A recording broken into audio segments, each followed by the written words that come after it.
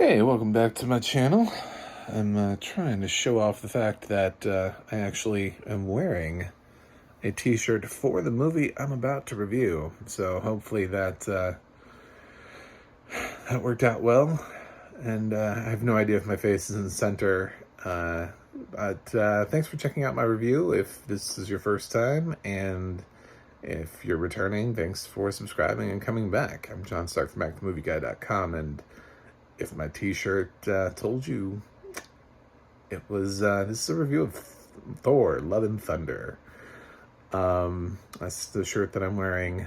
It's a pretty good sign when I have a shirt to something that I probably like it. Wouldn't it be weird if I bought the shirt and then didn't like the movie and I'm like, what do I do with this shirt?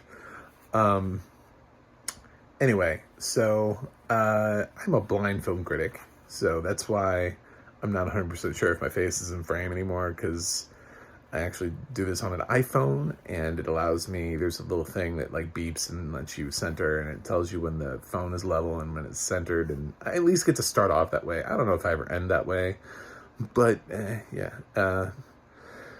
that's how I roll on this channel, just for you newbies. So Thor Love and Thunder is now available on Disney Plus, because that we live in this day and age and I love it. I don't have to go to theaters and wonder if those stupid little audio description boxes actually work. Whether or not they're turned on, whether or not the theater has them. I just get to wait for it to come to a streaming service. If I'm willing to wait a couple weeks, it'll be on a streaming service.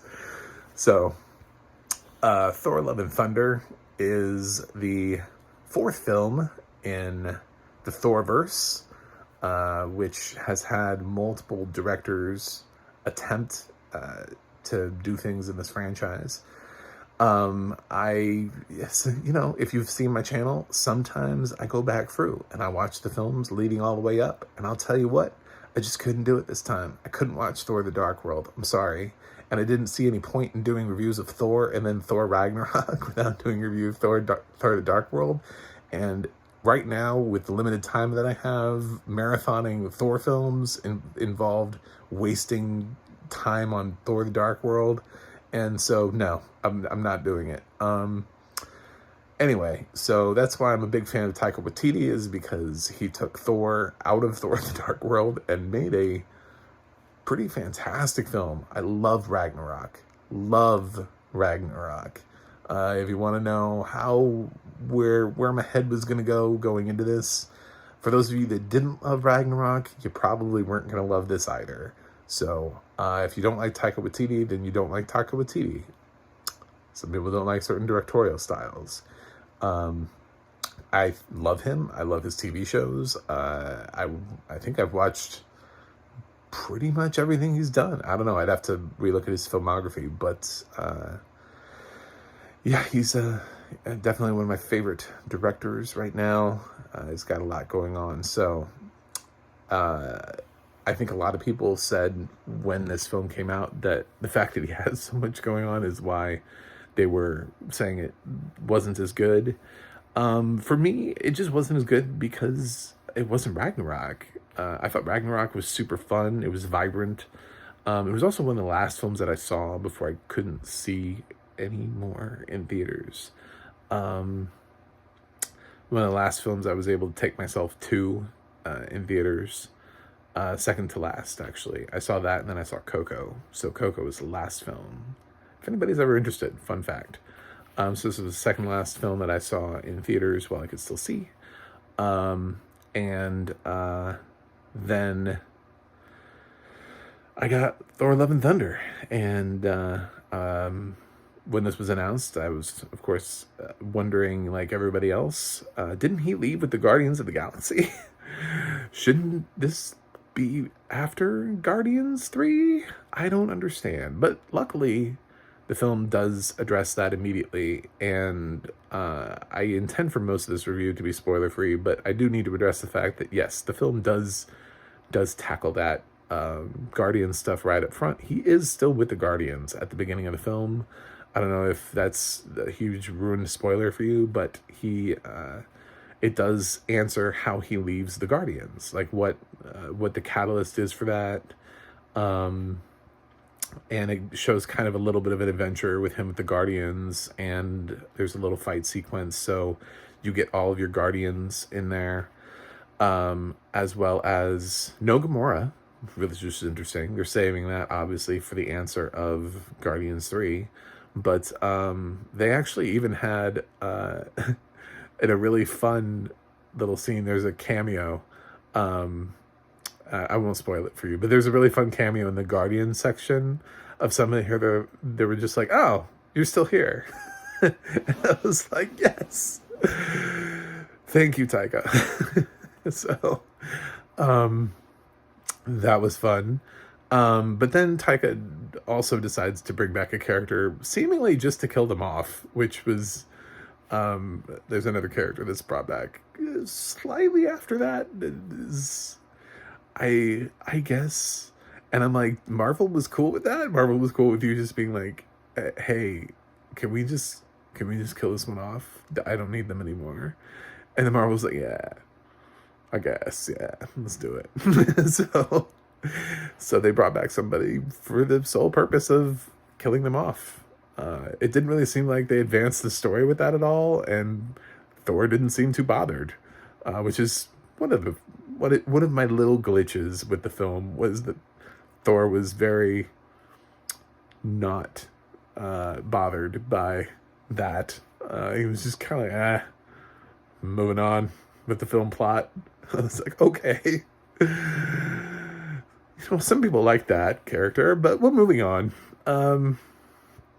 And then basically the film revolves around Gorr the Butcher, who,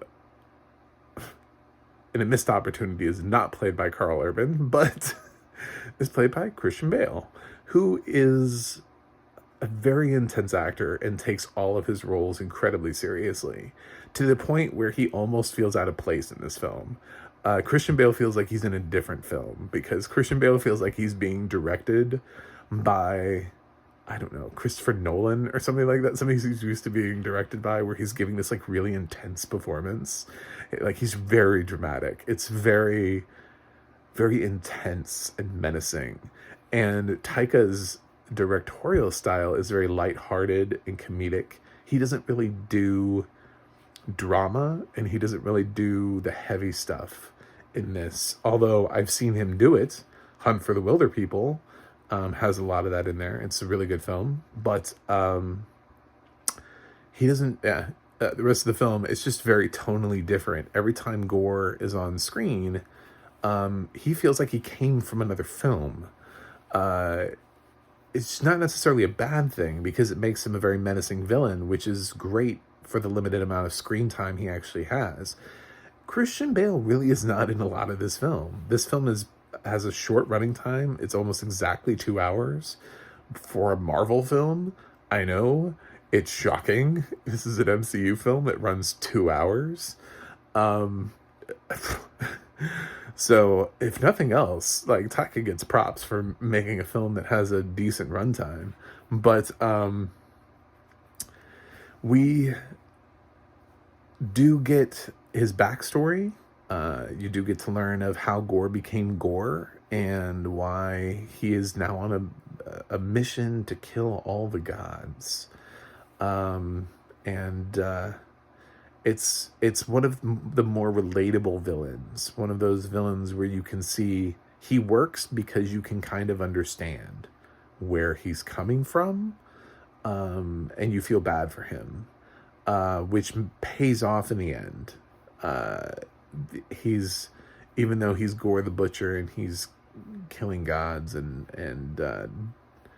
that kind of thing, and he's supposed to be this villain that you hate, he's not somebody that is so just villainous for the sake of villainy, just because they want like world power or domination or something like that. He has like a really kind of an emotional backstory that drives his character, which makes him really interesting, and also makes him feel really out of place in a film full of jokes.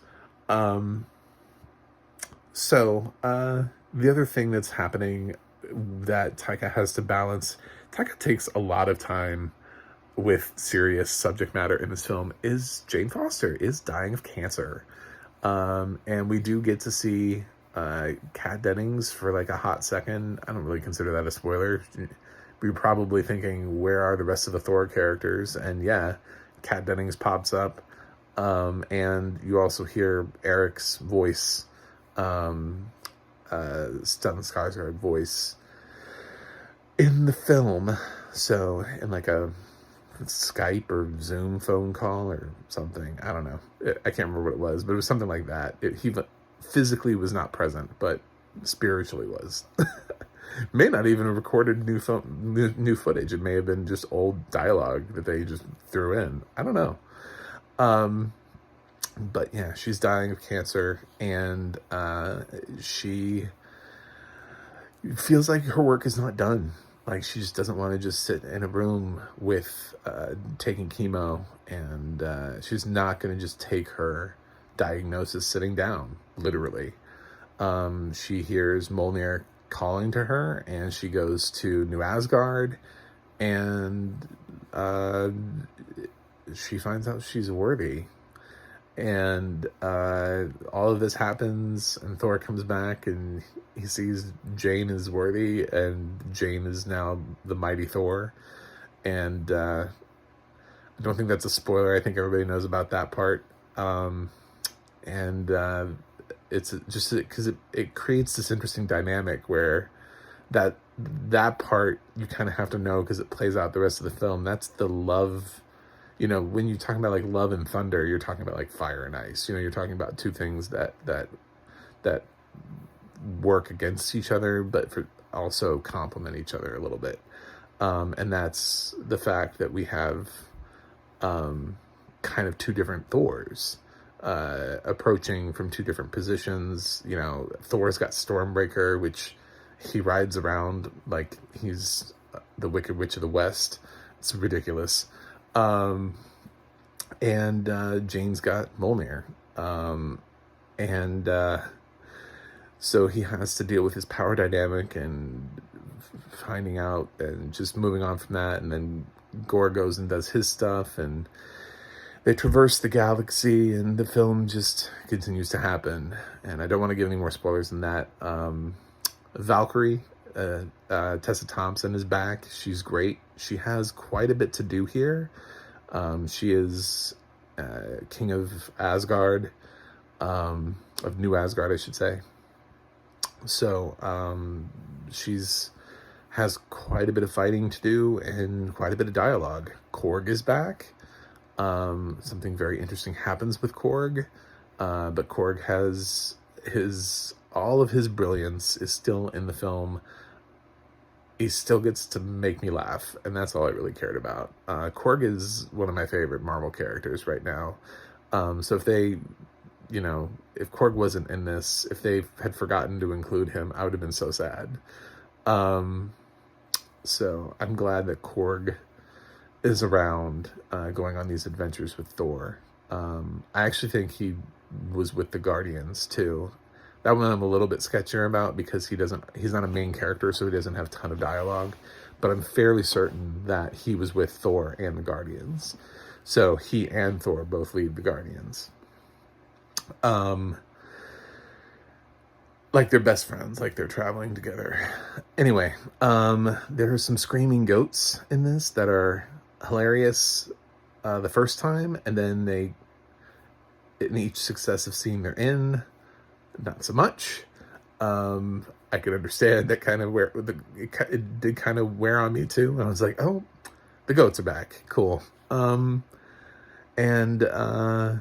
We got Russell Crowe, has a pretty interesting performance here as Zeus.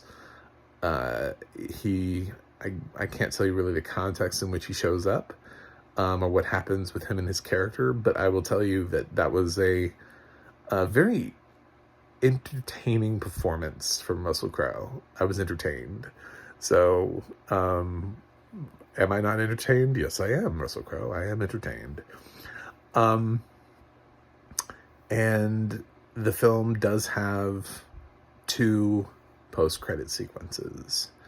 So, I would say that the second one was just kind of a nice wrap up. I don't think the final of the two goes anywhere or does anything for the MCU. I don't think it's not signaling to us any future works. The mid-credit sequence obviously does. The mid-credit sequence is the more important one. The second one is just, it's a nice tag for one of the characters. Avoiding spoilers that I think are spoilers. If I've said something I don't really think it's a spoiler, Jane being Thor is kind of like most of the film. She kind of becomes Thor fairly quickly after she's been in the film, so the film does not waste a whole lot of time making sure she gets to be the mighty Thor. Remember, this is a 2-hour film, so it's paced really well. That's one of its strong suits, is that it actually moves really quickly.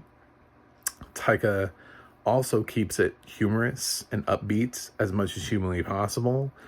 It does create this weird discord and balance between the serious moments, because we're so joking around. There's so many jokes that when he needs us to pull back and have a serious moment, it's kind of hard. Thor is in a completely different place than he was when Kenneth Branagh first put him on screen.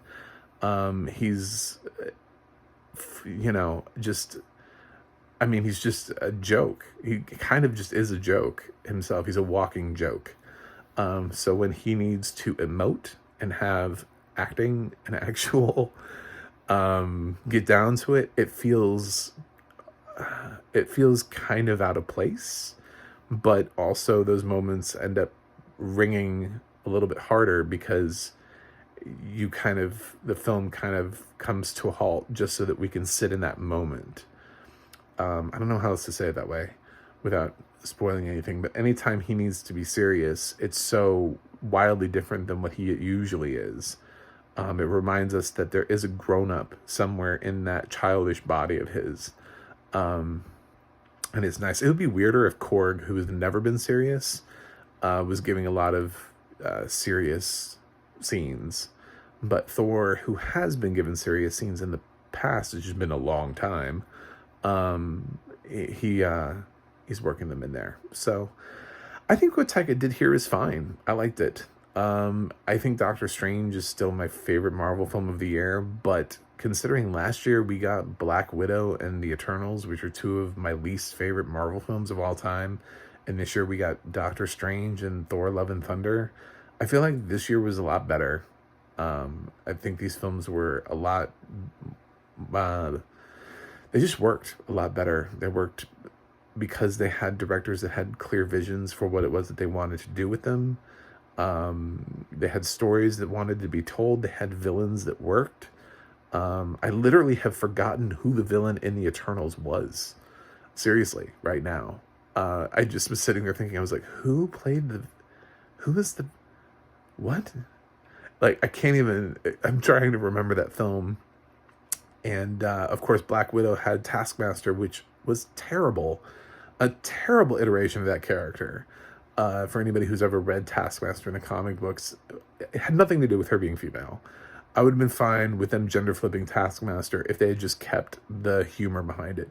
In many ways, Florence Pugh's character was a better Taskmaster than the actual Taskmaster. Yeah. That is, I guess that's my review. I like the audio description. Unfortunately, we did not get a narrator in the credits.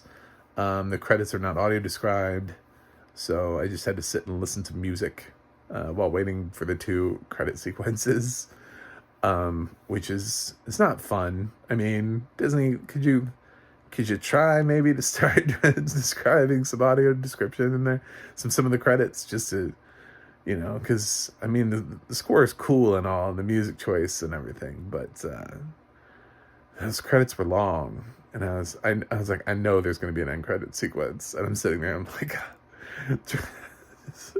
kind of exhausted, waiting for this last final tag at the end, and waiting to see whether or not it'll tell me the narrator. And I got the tag, but no narrator. Anyway, yeah. So that's that. But otherwise, good narration.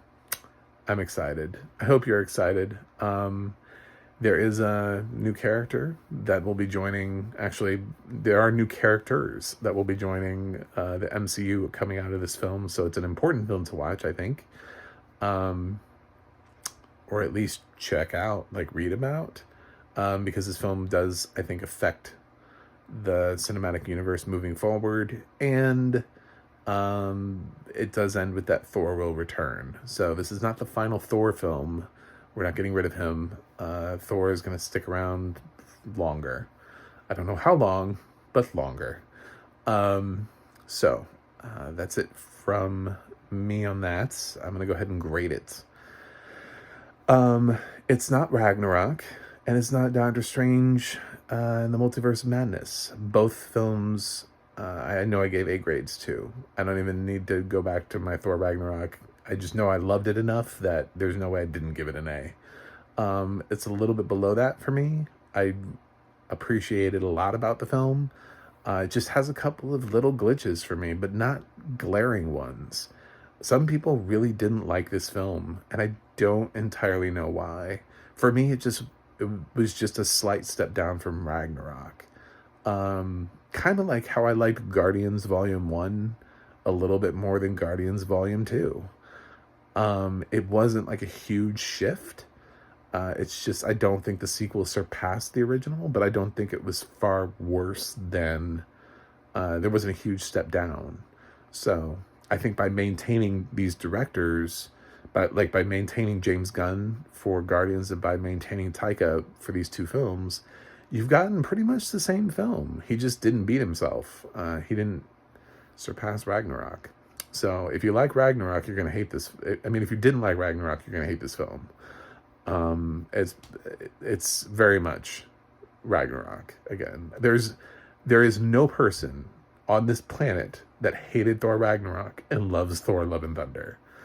I am making that prediction. Does not exist. So with that in mind, I will give Thor Love and Thunder an A-. One of my favorite films so far this year. Anyway, it's up in the top tier category. So anyway, I hope you guys check it out. It's on Disney Plus right now, as are all of the Thor movies. And that's it for me. I'm actually like losing my voice while doing this interview. I've talked too long. Anyway, please check out my website, macthemovieguy.com, for more reviews. Think about liking and subscribing this video for more content. And go to the audio description project. It will tell you what movies have audio description and where you can watch them. And the adna.org is kind of like IMDb for audio narrators. They have to crowdsource their own stuff because they can't be on IMDb credited. So they're doing it themselves. So please go out and support those that create the audio description for us. Let them know how much we love them. Anyway, that's it for me today. I got to go review something else, and I will see you on the other side. I don't know of what, but on the other side.